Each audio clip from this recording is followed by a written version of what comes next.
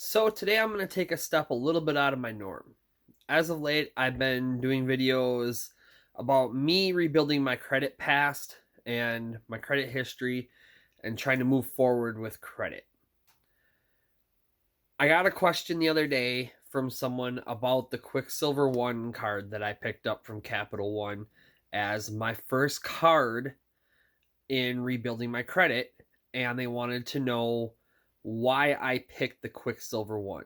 So in this video, I'm going to explain to you what options there really are through Capital One for your choices, why I picked what I did, and a few of the other things that make Capital One so enticing to beginner card holders.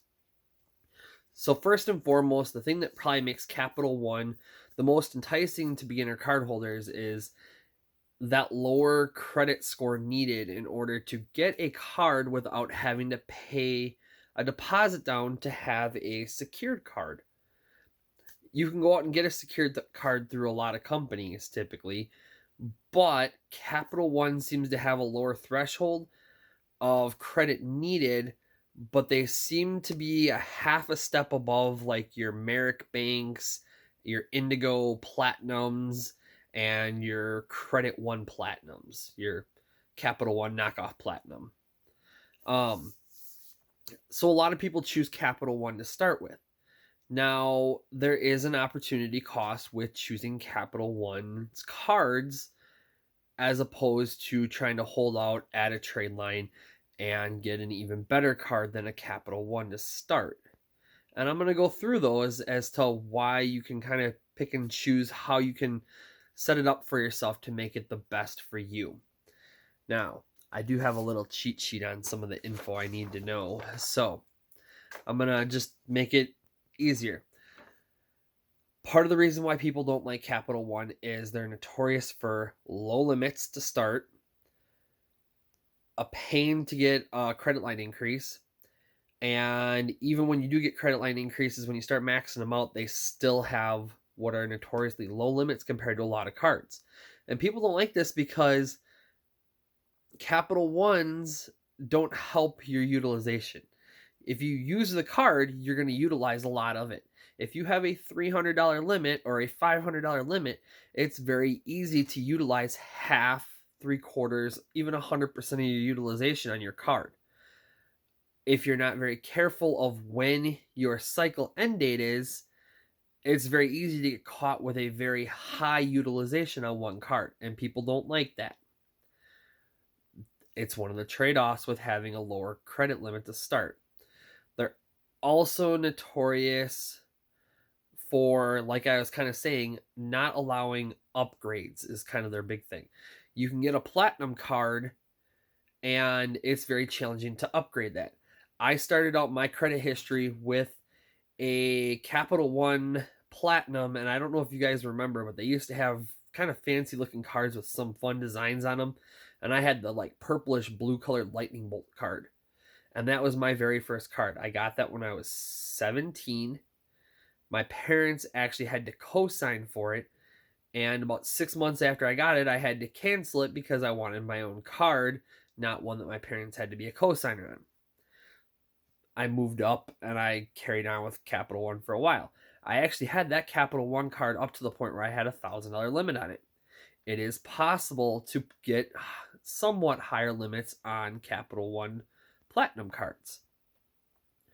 The reason I did that, or was able to do that, was I would typically spend $300 to $400 out of the $500 that were on the card almost monthly, and then I'd pay it off. Back then, I had very good credit habits.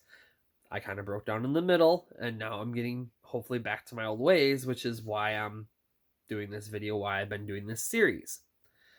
So let's break down the 3 cards that you're most likely going to look at if you're looking for a Capital One card. If you're looking for a Capital One beginner card with fair credit history, you're going to look for one of 3 cards typically. You are going to look for the Platinum, which has its perks.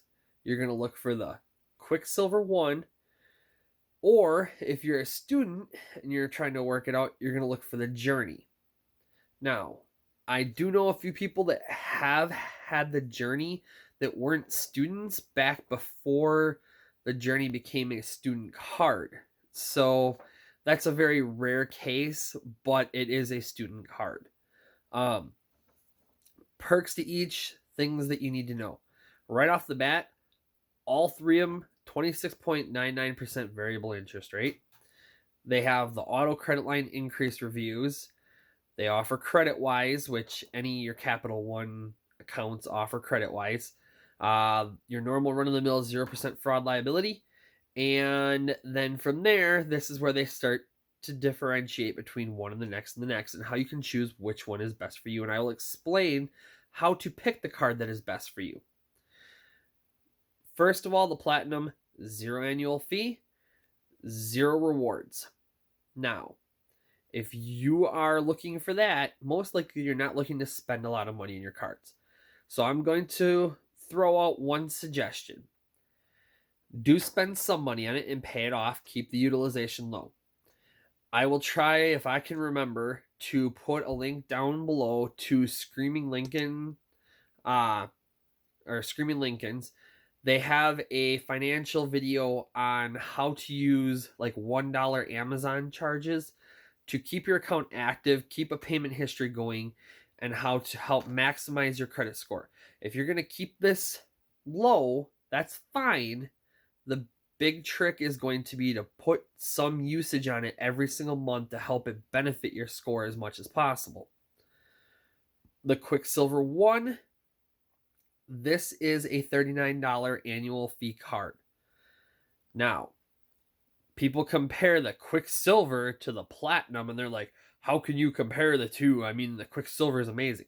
Well, that's great, but when you do the auto pre-check for the Capital One pre-approved, if you go to Google and you type in Capital One pre-approval, and it pre-approves you, and it comes back the secured, the Journey, or the Capital One Quicksilver One, you're not going to sit there and you're not going to say, oh, well, that's great, I'm going to get myself a Quicksilver with my fair credit history. So when I see videos comparing them, it drives me nuts. But the Quicksilver One, you're going to have a $39 annual fee. And how I look at this is, are you going to spend $2,600 in 1 year or more? If you are going to spend $2,600 on that card in 1 year or more, then go with the Quicksilver One. And the reason I say this, and now this is assuming you're not a student. If you are not a student and you're going to spend $2,600 per year or more, go with the Quicksilver One. And the reason I say that is because when you hit that $2,600 a year, you have effectively gotten yourself back to a net zero. You have paid down your $39 fee, and now you're set up to earn cash back on top of that. That is why I chose a Quicksilver One as opposed to a Platinum. And I know they're notorious for upgrading and downgrading cards, but if I have to at some point down the road, I'll see what I can do about upgrading, downgrading, or laterally switching this card if I have to. The third option is the Capital One Journey. Now, this card is a 0 annual fee, but you have to be a student. If you are a student, it's definitely a pretty big perk because there's not many cashback cards that are drastically better than it, especially with a 0 annual fee. I know there's the Citibank Double Cash, some of the Discover It cards, but there's not a whole bunch of them out there, especially for fair credit individuals, besides this one that can really trump the Journey card. You're going to get 1% cash back. You're actually going to get 1.25% cash back if you make your payment on time. Now, I know if you get into Discover, they do a doubling at the end of the year and stuff like that. I'm not going to take this into consideration for this particular video. One of the things I will likely be doing once my wife's credit score is fixed, I will probably look into starting her out when we start rebuilding her credit as well. I will probably look into the Discover It card. And the reason I will look into the Discover It card for her is because I want her to have a different card than me to rebuild to start with. Plus, then at some point down the road, I'm looking for a card that when we add each other as authorized users, it kind of blends better. So Since it blends better, it makes it better for both of our credit scores, and that'll ultimately help with our age of accounts once we get over 2.5, 3 years, because it'll add basically extra age into each other's account. I hope you guys found this useful. I know I'm long-winded. I'm just trying to let you know what's out there and why I chose what I chose. And if you made it all the way to the end, do me a favor, hit that like button for me and consider subscribing to the channel. Thanks for watching.